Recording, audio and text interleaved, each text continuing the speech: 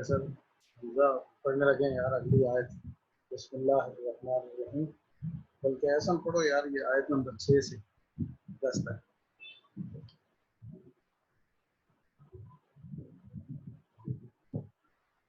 آیت نمبر 6 سے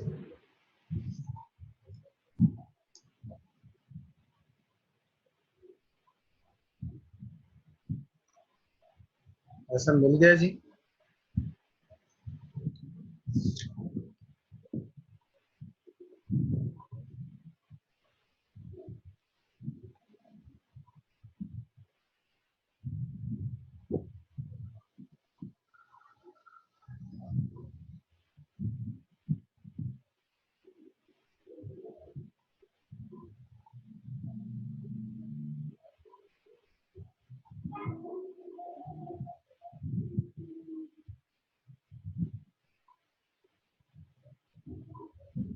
وہ صحیح آواز آ رہی ہے؟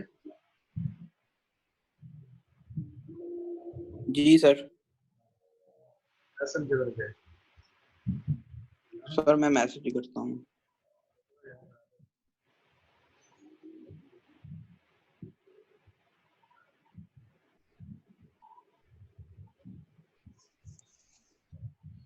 سر میں نے میسج تو کیا ہے گروپ میں.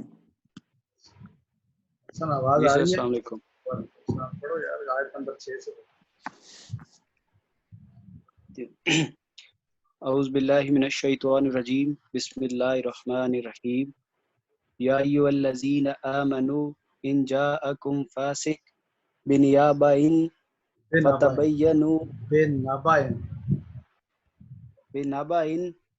فتبینوا ان تصیبوا قوما بجہالۃ فتصبحوا علی ما فعلتم نادمین وَاعْلَمُوا أَنَّ فِيكُمْ رَسُولَ اللَّهِ لَوْ يُطِيعُكُمْ فِي كَثِيرٍ مِّنَ الْأَمْرِ لَأَنِتُّمْ وَلَكِنَّ اللَّهَ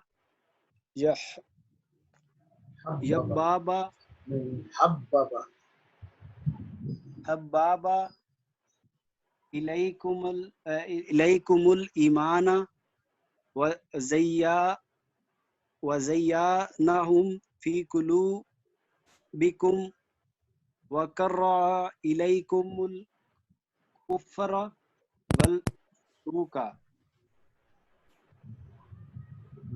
وَسُوءَ الْعِصْيَانَ أُولَئِكَ هُمُ الرَّاشِدُونَ.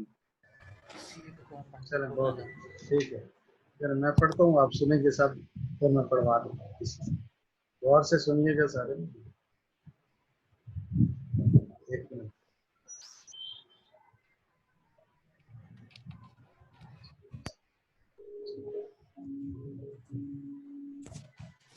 بسم اللہ الرحمن الرحیم یا ایھا الذین آمنوا ان جاءکم فاسق بنبأ فتبینوا ان تصیبوا قوما بجہالۃ فتصبحوا علی ما فعلتم نادمین واعلموا ان فیکم رسول اللہ لو یطیعکم فی کثیر من الامر لعنتم ولکن اللہ حبب الیکم الایمان وزیناہ فی قلوبکم وکرہ الیکم الکفر والفسوق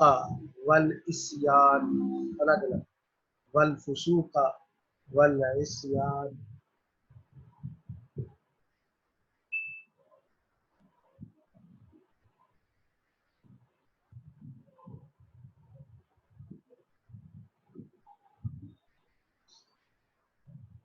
اولئک هم الراشدون فضلا من اللہ ونعمہ واللہ علیم حکیم وَإِن طَائِفَتَانِ من المؤمنین اقتتلوا فأصلحوا بینہما فإن بغت إحداهما على الأخرى فقاتلوا التي تبغي حتى تفيء إلى أمر الله وإن فاءت فأصلحوا بينهما بالعدل وأقسطوا إن الله يحب المقسطين إنما المؤمنون إخوة فأصلحوا بين أخويكم واتقوا الله لعلكم ترحمون.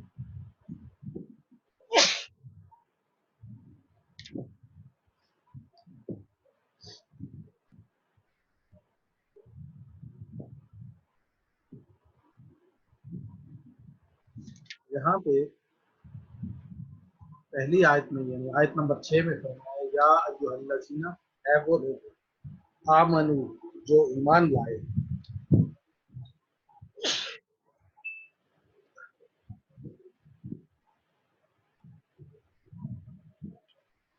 ان جاءکم، اگر تمہارے پاس کوئی آئے، کون؟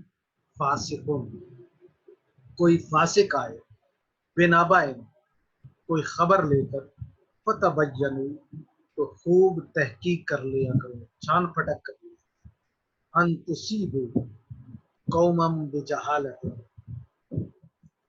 کہیں نادانی میں تم کسی قوم کو نقصان نہ پہنچاؤ، فتصبحوا علی ما فعلتم نادمین، اور پھر اپنے کیے پر پچھتاتے رہو، پشیمان ہو جاؤ، نادم ہو جاؤ، وَاعْلَمُوا، اور جان رکھو، ان فیکم رسول اللہ، کہ تمہارے درمیان اللہ کے رسول موجود ہیں، لو یطیعکم فی کثیر من الامر،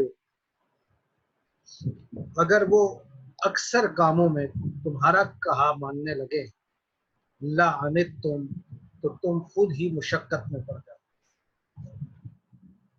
ولکن اللہ حبب الیکم الایمان، لیکن اللہ رب العزت نے تمہیں ایمان کی محبت دی، والایمان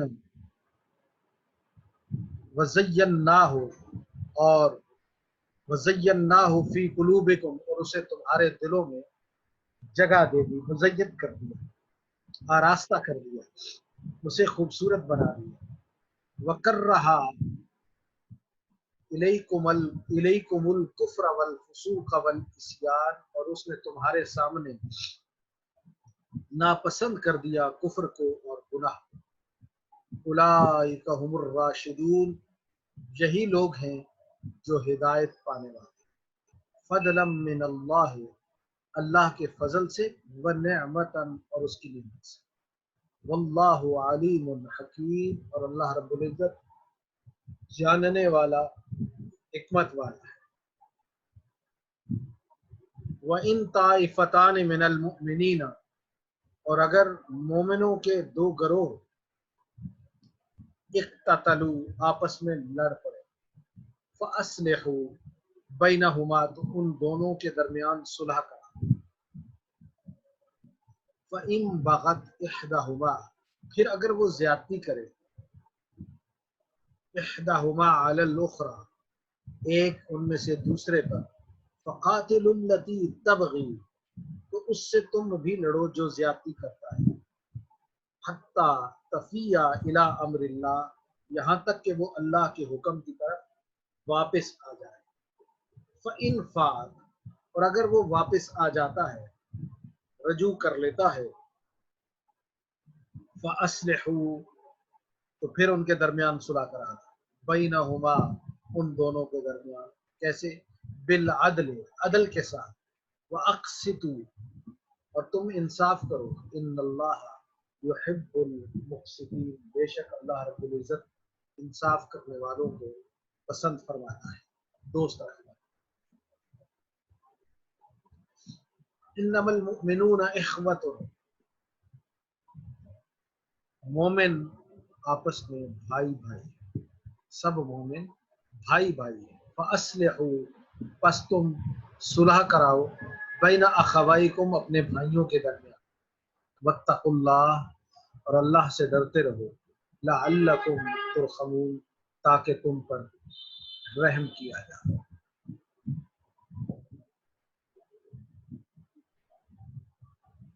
اب ان میں جو مشکل الفاظ ہیں اس میں ایک تو انہوں نے دیا ہوا فاسق، گناہ کرنے والا فاسق،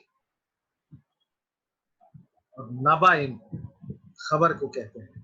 فتبینوا تحقیق کر لو، تصیبو مصیبت میں مبتلا کرو، نادمین نادم کی جمع ہے پچھتانے والا، لعنتم تم تنگی میں پڑ جاؤ گے، تم مشکل میں پڑ جاؤ گے، حببا محبوب بنا دیا ہے، پسند کیا ہے، الراشدون راشد کی جمع ہے ہدایت پر چلنے والے، اور اقتتلوا آپس میں لڑ پڑے، بغت زیادتی کی، بغاوت کی، حتی تفیہ یہاں تک کہ وہ لوٹ آئے،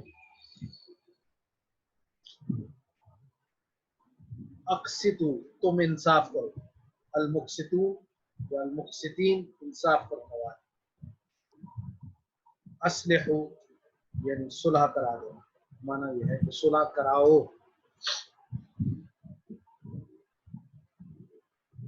پہلا ٹائٹل یہاں پہ دیا ہوا ہے کہ اے ایمان والو اگر تمہارے پاس کوئی فاسق آدمی خبر لے کر آئے تو اس کی تحقیق کر لیا۔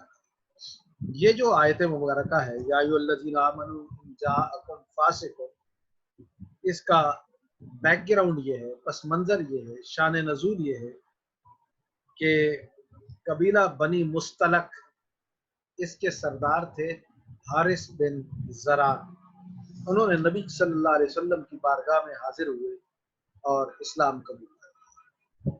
تو حضور صلی اللہ علیہ وسلم نے انہیں اپنے قبیلے سے زکوٰۃ جمع کرنے کا حکم دیا۔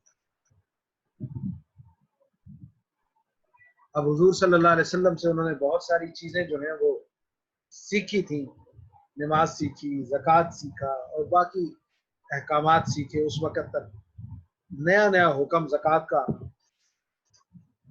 نافذ ہو چکا تھا۔ انہوں نے کہا یا رسول اللہ ہم اکٹھی تو کر لیں گے لیکن آپ کوئی اپنا قاصد اگر بھیج دیں ہمارے قبیلے میں تو وہ ہم سے آ کر یہ کلیکٹ کر دیں۔ اب انہوں نے حضور سے درخواست کی کہ قاصد کو میرے پاس بھیج دیں، میں زکوٰۃ اس کے حوالے کر دوں۔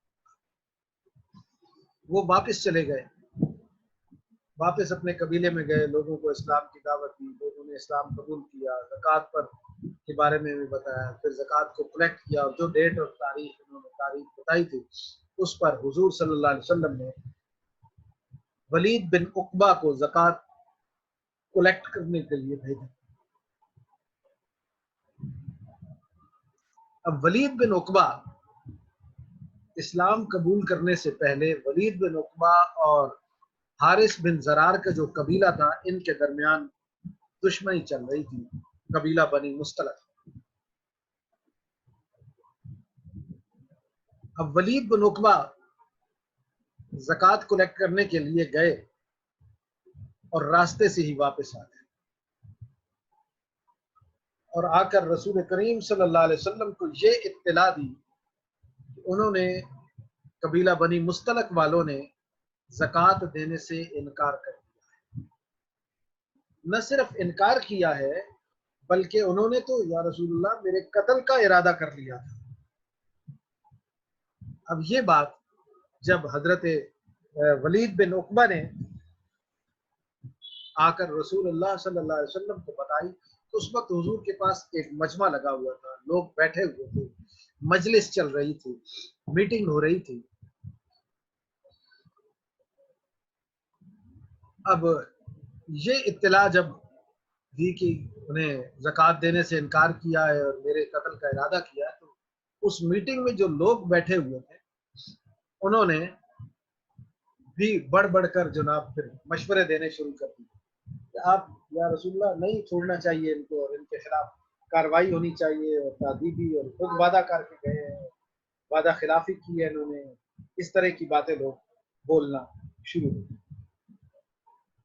اب اس پر حضور صلی اللہ علیہ وسلم نے جو ریاکشن کیا ان کی تنبیہ کے لیے اس قبیلے کے لیے خالد بن ولید کی سربراہی میں حضور نے ایک مہم جو ہے وہ بھیجی، ایک دستہ، فوجی دستہ جو ہے مجاہدین کا، وہ وہاں پہ روانہ کیا۔ انہیں وہاں جا کر، یعنی خالد بن ولید کو وہاں جا کر پتہ چلا کہ ولید بن عقبہ کی تو ساری اطلاع ہی غلط تھی۔ ساری اطلاع جو ولید بن عقبہ نے آ کر رسول اللہ کو دی وہ تو اطلاع ہی غلط تھی۔ اب یہ جو آیت ہے اس میں لفظ استعمال ہوا ان جاءکم فاسقون۔ فاسق کون ہوتا ہے؟ گناہ کرنے والا۔ گناہ کو کیا ہے؟ اللہ کی نافرمانی۔ اب اللہ کی نافرمانی، اللہ نے حکم دیا ہے کہ ہمیشہ سچ بولو، رسول اللہ نے ہمیشہ یہ حکم دیا ہمیشہ سچ بولو۔ کوئی بھی جھوٹ بولے گا تو وہ فسق کرے گا، وہ گناہ کرے گا، بھلے سے ہلکا گناہ ہی ہو، لیکن نافرمانی تو اللہ کی نافرمانی ہے، چاہے وہ کوئی بھی کرے۔ تو اس آیت مبارکہ میں حکم یہ دیا گیا کہ اگر کوئی فاسق یعنی جھوٹی اطلاع تمہیں آ کر دیتا ہے تو کوئی کاروائی کرنا جو ہے جلدی میں، یہ مصلحت کے خلاف ہوتا ہے کہ فوراً آپ کوئی کاروائی کر گزریں، اس سے دوہرا نقصان ہوتا ہے، انفرادی نقصان بھی ہوتا ہے اور اجتماعی نقصان بھی ہوتا ہے، اور بربادی زیادہ ہو جاتی ہے، جس کے بعد تو پھر تلافی نہیں ہو سکتی اور بندہ خود ہی اپنے کیے پر پچھتا رہا ہوتا ہے۔ لہذا کاروائی سے پہلے پوری تحقیق کر لینی چاہیے۔ یہ بات قرآن کریم کی اس آیت مبارکہ میں ہے، یا ایھا الذین آمنوا ان جاءکم فاسق بنبأ، کوئی خبر اگر لے کر آئے فاسق تو فتبینوا، تو تم تحقیق کر لو۔ تو ممکن ہے مبادا کہ تم بے خبری میں پھر کسی کو تکلیف دے دو اور پھر خود ہی اپنے کیے پہ پچھتاتے رہو کہ یار مجھے پہلے پوری طرح بات سمجھ تو لینی چاہیے۔ تو علماء نے جو اس آیت مبارکہ سے مسائل اخذ کیے ہیں، ایک تو یہ ہے کہ فاسق کی خبر کی تحقیق واجب ہے۔ آپ کو پتہ ہے ایک آدمی اکثر و بیشتر جھوٹ بولتا ہے، وہ کوئی خبر دے تو اس کو تو بطور خاص انویسٹیگیٹ کرے، اور جب تک کہ اچھی طرح وہ بات، اس کی لازمی نہیں ہے کہ اس کی بات جھوٹی ہو، لیکن انویسٹیگیشن کا کہا گیا کہ انویسٹیگیٹ کر لیں، معلوم ہو جائے تو پھر تو ٹھیک ہے، اور اگر غلط خبر ہوتی ہے تو رک جائیے۔ دوسری بات کہ فاسق کی شہادت کو قبول نہیں کیا جائے گا ایز اٹ از۔ اگر کوئی ایسا آدمی ہے جس کی پریویس ہسٹری ہے جھوٹ بولنے کی، اور وہ آ کر کوئی انفارمیشن تھانے میں دیتا ہے، گورنمنٹ کو دیتا ہے، کورٹ میں آ کے دیتا ہے، یا کسی بارے میں کوئی خبر دیتا ہے اور اس کی ایک پریویس ہسٹری ہے، تو اس کی بات کو ایویڈنس کے طور پر نہیں لیا جائے گا، ایکسیپٹیبل نہیں ہے as a piece of evidence. جب خبر پر عمل کرنا جائز نہیں تو اس کی گواہی بھی پھر قبول کرنا جائز نہیں۔ تیسری بات، اسی طرح اگر کوئی فاسق جس کی پریویس ہسٹری ہے حدیث روایت کرتا ہے، رسول اللہ کی باتیں بتانے کی کوشش کرتا ہے، تو اس کی روایت کو بھی قبول نہیں کیا جائے گا۔ پہلی بات کہی فاسق کی خبر کے حوالے سے، تو فاسق کی خبر کی تحقیق لازمی ہے۔ دوسری بات کہی کہ فاسق کی شہادت قابل قبول نہیں۔ تیسری بات کہی کہ فاسق کی بھلے سے وہ رسول اللہ کی بات آپ کو بتانے لگا تو بھی وہ قابل قبول نہیں، جب تک کہ یہ ساری باتیں کسی اور اینگل سے یا کسی اور چین سے کاربوریٹ نہیں، اس کو کسی اور طرح اس کی تائید اسے نہیں ملتی، تب تک اس کی بات کو قبول نہیں کیا جائے گا۔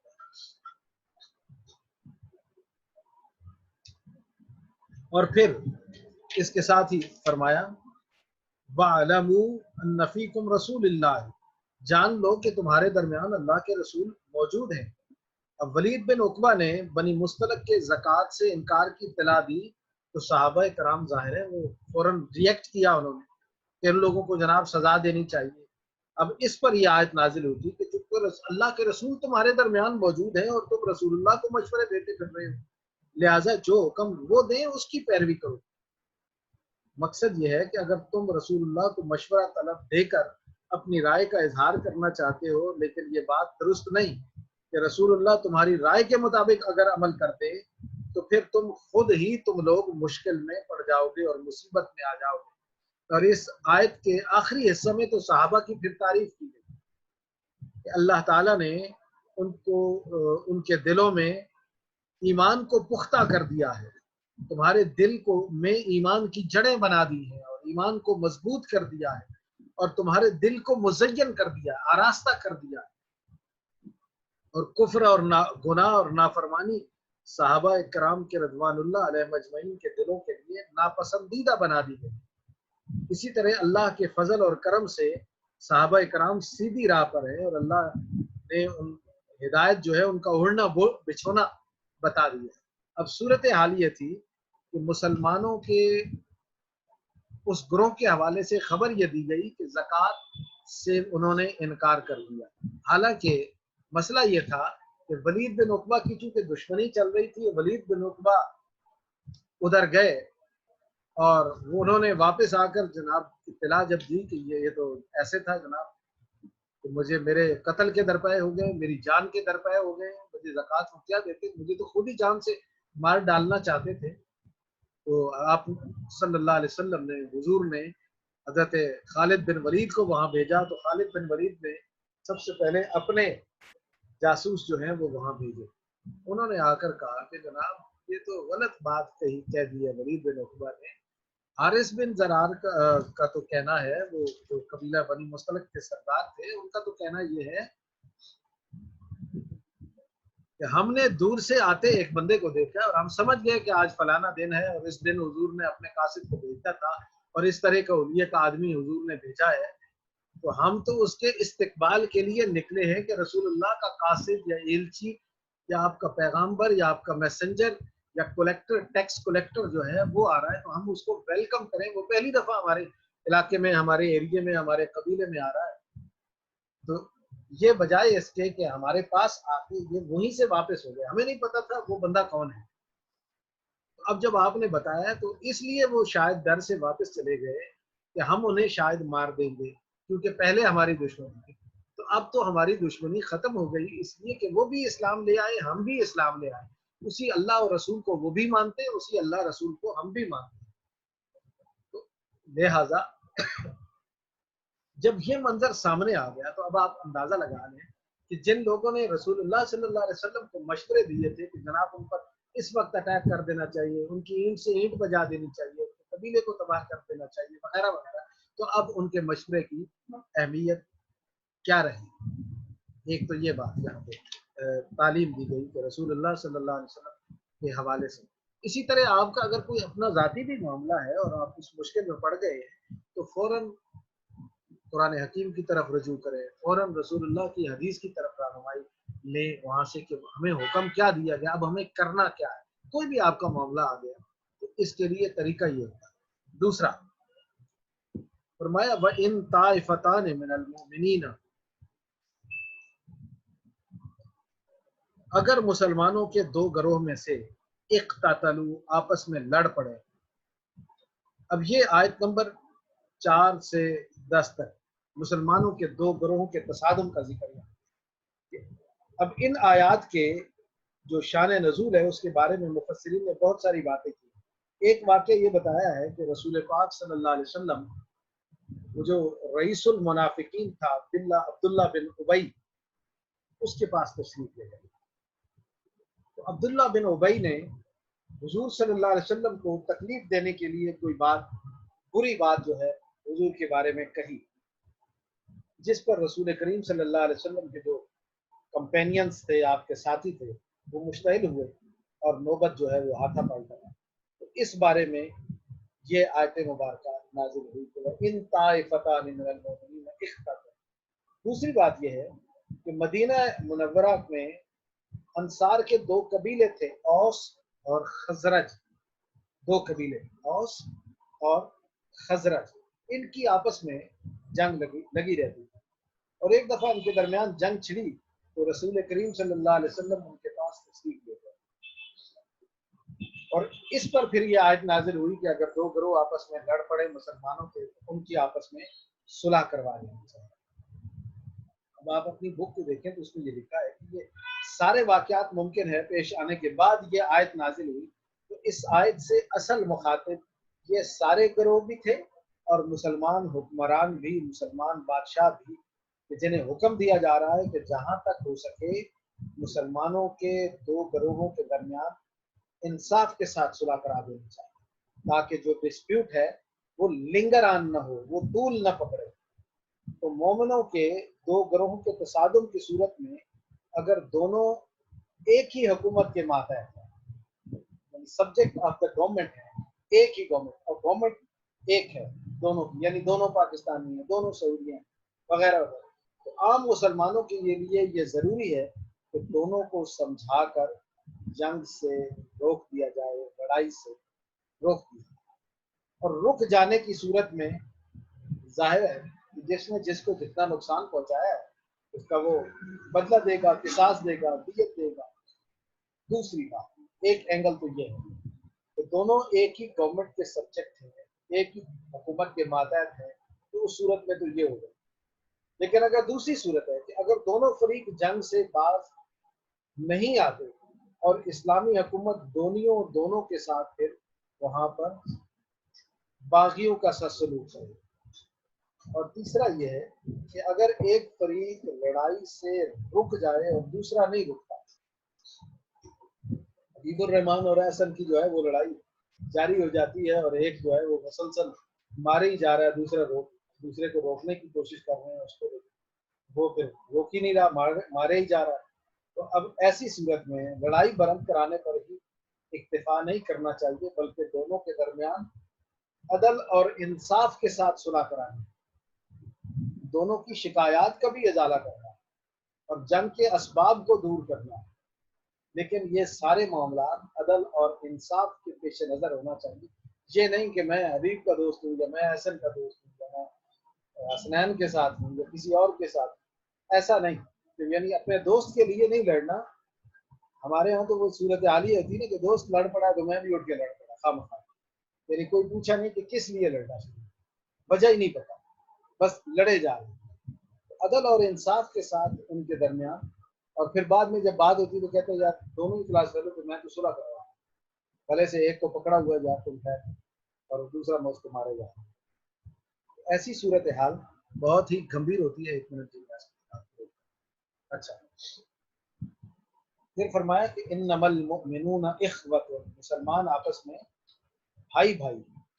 تو مسلمانوں کے رشتہ اخوت کا جہاں پر ذکر کیا گیا کہ تمام مسلمان بھائی بھائی ہیں، مسلمانوں کی چونکہ باہمی محبت دین اسلام ہے، اور دینی اخوت جو ہے وہ نسبی اخوت سے زیادہ طاقتور اور مضبوط ہے۔ خونی رشتے اس کے سامنے ہیچ ہوتے ہیں۔ اب دیکھیں نا، وہ بڑی مشہور بات ہے کہ حضرت ابوبکر صدیق رضی اللہ عنہ کو ان کے بیٹے نے ایک دفعہ کہا تھا کہ ابا جان، جب کفر اور اسلام کی جنگ تھی اور آپ اسلام قبول کر چکے تھے اور میں نے ابھی اسلام قبول نہیں کیا تھا، تو ایک دفعہ جنگ میں آپ میری تلوار کے نیچے آ گئے تھے، تو میں نے آپ کو اس وقت معاف کر دیا اور روک لیا اپنے ہاتھ کو کہ یہ تو یار میرا باپ۔ اب حضرت ابوبکر صدیق رضی اللہ عنہ نے بعد میں فرمایا جب وہ بچہ خود جو ہے اسلام قبول کر چکا تھا، اس وقت اس نے یہ بات کہی۔ حضرت ابوبکر نے فرمایا کہ قسم خدا کی اگر اس وقت تم میری تلوار کے نیچے ہوتے، باوجود اس کے کہ تم میرے جسم کا حصہ ہو، میرے دل کے ٹکڑے ہو، لیکن اس وقت جنگ کفر اور اسلام کی ہوتی، میں ضرور میری تلوار کو میں کاٹ کے رکھتی۔ آپ دیکھیں یہ سیدنا علی کرم اللہ وجہہ کریم کہ جب وہ اس کے دشمن کے سینے پر چڑھ کر بیٹھے ہوئے ہیں اور اس نے آپ کے چہرے انور کی طرف تھوکنے کی کوشش کی ہے، تو آپ نے اسے چھوڑ دیا ہے۔ بہادری کا مظاہرہ یہ کیا کہ ہٹ کر کھڑے ہو گئے اور فرمایا اب تیری اور میری ذاتی جنگ ہو گئی، اس لیے میں نے تجھے چھوڑ دیا ہے۔ جس وقت تک کفر اور اسلام کی جنگ تھی تو میرے قابو میں تھے، اب میں نے تمہیں اس لیے چھوڑ دیا۔ اب یہ بہادری ہے اور یہ رشتہ اخوت ہے، اب اس کو سمجھنا چاہیے۔ قرآن حکیم نے کہا کہ अलहुब्बु लिल्लाह वल बुग़्ज़ु लिल्लाह, कुरान अल्लाह के रसूल सल्लल्लाहु अलैहि वसल्लम की तालीमात के हैं कि मोहब्बत भी अल्लाह के लिए और दुश्मनी भी अल्लाह के लिए। तो अल्लाह रब्बुल इज़्ज़त की मोहब्बत में ये दोस्ती कायम हुई। इन्नमल मुमिनून, फरमाया जो मोमिन है अल्लाह पर ईमान लाने वाले, रसूलुल्लाह पर ईमान लाने वाले, कुरान करीम पर ईमान लाने वाले, वो सारे आपस में भाई भाई।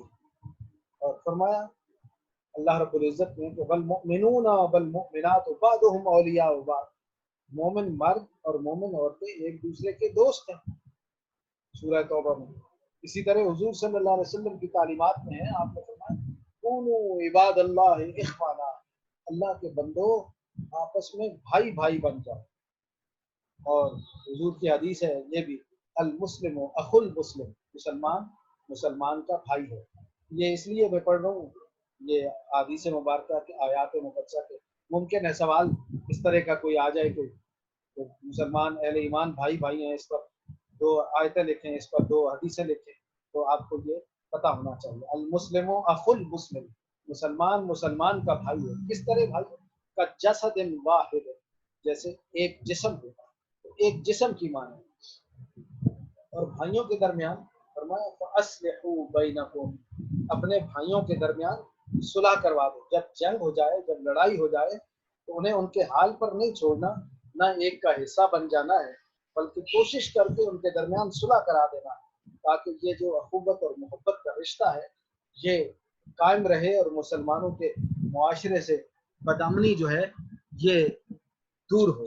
अब 2 भाइयों के दरमियान जो सुलह कराना है वो इंतहाई मुश्किल काम है, लेकिन इंतहाई नेकी का काम है। इसके बारे में इंसाफ का दामन जो है वो हाथ से नहीं जाना चाहिए। ये ना हो कि बंदा एक का हिस्सा बन जाए, या पार्टी बाजी जिसे हम कहते हैं अपनी मुआशरती जबान में, तो हिस्सा नहीं बन जाना या ग्रोह नहीं बन जाना, पार्टी बाजी नहीं करनी। हर वक्त अल्लाह से डरते रहना है और जैसे अल्लाह रब्बुल इज़्ज़त ने हुक्म दिया उस तरह सुलह करवाना है, यानी अदल और इंसाफ के साथ। तो अदल और इंसाफ का दामन किसी वक्त भी नहीं छोड़ना। अल्लाह रब्बुल इज़्ज़त आपका और मेरा हामी और नासिर हो। अगली क्लास में इंशाल्लाह फिर हम अगली आयात मुफस्सल पे जाएंगे, और ये जो हमने आज पढ़ा है मुमकिन है इसका भी फिर हम कोई दोबारा से लें। ठीक है जी? और कोई क्वेश्चन है यस तो सर, किसी का तो क्वेश्चन कोई क्वेश्चन नहीं। करो यार, तो मतलब तंग हो गया। चलिए, बहुत शुक्रिया। अल्लाह हाफिज़ सर, अल्लाह हाफिज़। अल्लाह हाफिज़।